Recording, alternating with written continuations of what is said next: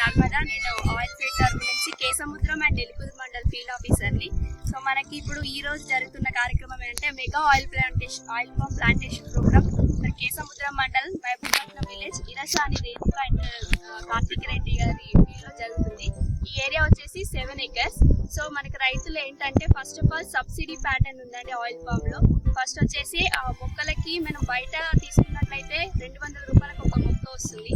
But మనం పట్టా passbook ద్వారా తీసుకున్నట్లయితే ఒక మొక్క కాస్ట్ వచ్చేసి 20 రూపాయలే. అండ్ దెన్ సబ్సిడీ వచ్చేసి కూడా డ్రిప్ కి కూడా క్యాస్ట్ వైజ్ గా మనకి సబ్సిడీ ప్యాటర్న్ ఉంటుంది. SC/ST ఫార్మర్స్ కి 100% అండ్ OC ఫార్మర్స్ కి 90%, BC ఫార్మర్స్ కి వచ్చేసి 90%, OC ఫార్మర్స్ కి వచ్చేసి 80% సబ్సిడీ ఉంటుందండి.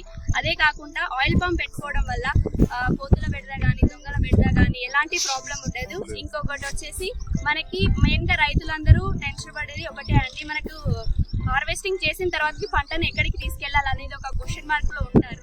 బట్ కాకపోతే మన దగ్గర ఫ్యాక్టరీ చెర్లపాలెం దగ్గర అండ్ ఆయిల్ పంప్ నర్సరీ వచ్చేసి అరిపిరాల విలేజ్ లో ఉందండి.